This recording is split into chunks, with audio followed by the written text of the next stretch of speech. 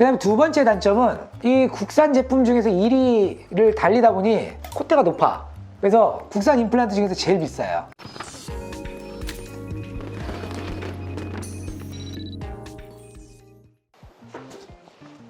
안녕하세요. 최인희 치과의 대표 원장 최계수 원장입니다. 오늘은 국산 임플란트 중에서 가장 선두를 달리고 있는 오스템 임플란트에 대해서 한번 말씀드려 볼까 합니다. 사실 이제 우리나라에서 제일 먼저 국내 최초로 만들어졌을 거예요. 그리고 나서 2002년도부터는 이제 임플란트 자체 제품이 생산이 됐고, 그때부터 이제 임플란트에 관심이 있었던 많은 이제 임플란트를 할 줄 아는 의사들이 와, 국산 임플란트 나왔네? 그럼 한번 써볼까? 하고 이제 막 심었죠. 근데 이제 오래된 역사가 없고 어떤 제품의 초창기이다 보니 그때 당시만 해도 사실 임플란트 실패율이라고 할까?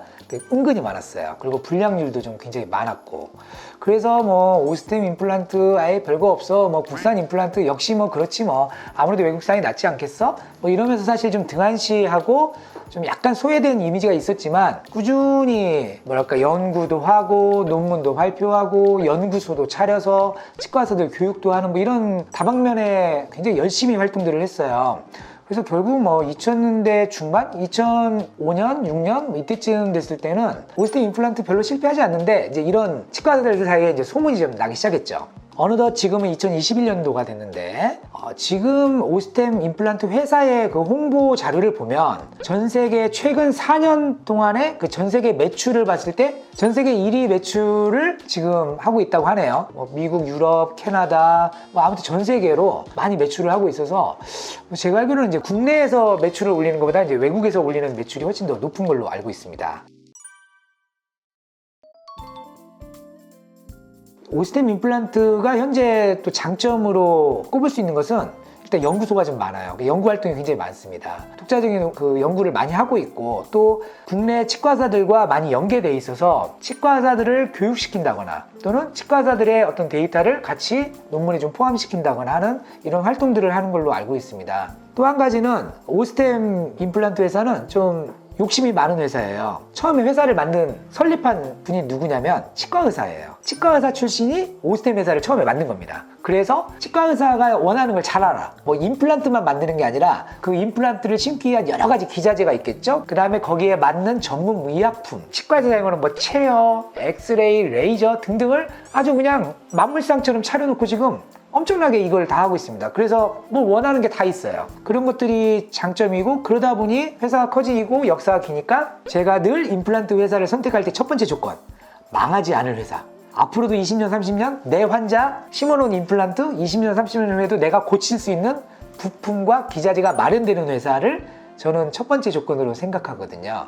그러니 이제 오스템 회사가 아무래도 망할 확률은 극히 드물겠다. 앞으로도 내 환자분은 20년, 30년 후에도 내가 고쳐드릴 수 있다. 오스템 제품으로. 뭐 이런 확신이 좀 있다는 것이 또 회사의 장점이 될 수 있겠습니다. 오스템 임플란트의 불량률은 어떻게 될까? 앞서 말씀드린 것처럼 2000년대 초기만 해도 뭐 심으면 뭐 실패하네 맨날 이래서 이미지가 되게 안 좋았는데, 오스템 회사의 홍보용 자료를 보면 1만 개의 임플란트를 생산했을 때 하나 정도의 불량률이 있다고 해요. 그 불량률의 퍼센테이지가 매우 낮다. 그만큼 이제 요즘 뭐 오스템 임플란트 회사뿐만 아니라 국산 임플란트 회사들이 대부분 다 성공률도 좋고 국산 임플란트를 사용하는 데 있어서는 아무런 뭐 문제점은 거의 없는 시대가 아닐까 싶습니다. 오스템 임플란트 회사의 단점은 뭘까? 예전부터 광고를 너무 많이 했어. 임플란트 하면 오스템 심어주세요? 뭐 이런 광고를 한 적이 있죠. 그 광고 여파 때문에 환자분들이 그게 이제 각인이 돼서 치과에 가면 나 오스템 임플란트 심어주세요. 뭐 이런 식으로 이제 요구를 하신다고 해요. 근데 사실 임플란트를 선택하는 것은 환자분이 선택해서는 안 되겠죠. 왜냐하면 환자분은 어떤 나의 잇몸 상태, 뼈 상태 이런 거를 정확히 알지를 못하시니까. 그래서 사실은 모든 임플란트는 맞춤형으로 그 환자분의 구강 조건에 따라서 노련한 치과 의사가 이 형태, 이 상황에서는 이런 임플란트를 심는 게 좋겠어, 이런 디자인에 이런 직경을 쓰는 게 좋겠어 라는 판단을 하고 의사가 전문적인 지식으로 선택해서 환자분을 성공시켜 드려야 되는데 환자분들이 나 오스템 심어줘 이렇게 되니까 의사 선생님들이 좀 약간 처음에 약간 당혹스러웠다고 하더라고요. 이런 것들은 사실 환자분들에게 좋은 결과를 얻지 못하게 하는 결과가 될 수도 있습니다. 그 다음에 두 번째 단점은 이 국산 제품 중에서 1위를 달리다 보니 콧대가 높아. 그래서 국산 임플란트 중에서 제일 비싸요. 보통 일반적인 다른 국산 임플란트에 비하면 조금 높은 수가를 환자분께 책정을 할 수밖에 없는 상황입니다. 좀 오스템 임플란트 회사도 비용도 조금 낮춰주고 좀 그랬으면 좋겠는데 이분들이 좀 사업이 잘 되다 보니까 옛날과 달라. 그래서 좀 요즘은 좀 약간 이렇게 치과 의사에게 좀 뭔가 이렇게 협조를 구한다기보다 치과 의사를 약간 끌고 나가려고 하는 약간 이런 모양새, 약간의 그 회사가 의사를 지배하려고 하는 이런 약간의 이미지가 있어서 이것 때문에 그 오스템 임플란트 안 심겠다고 하는 치과 의사 선생님들이 좀 또 꽤 돼요. 좀 이런 거를 좀 감안해서 가격적인 것도 조금 더 합리적으로, 그리고 조금 더 뭐랄까 치과 의사와 환자들에게도 조금 더 합리적으로 어필할 수 있는 그런 사업을 좀 해주시면 더 좋을 것 같습니다. 네, 오늘은 이제 국산 임플란트 중에서 제가 가장 선호하는 오스템 임플란트에 대해서 장점과 단점에 대해서 말씀드렸습니다.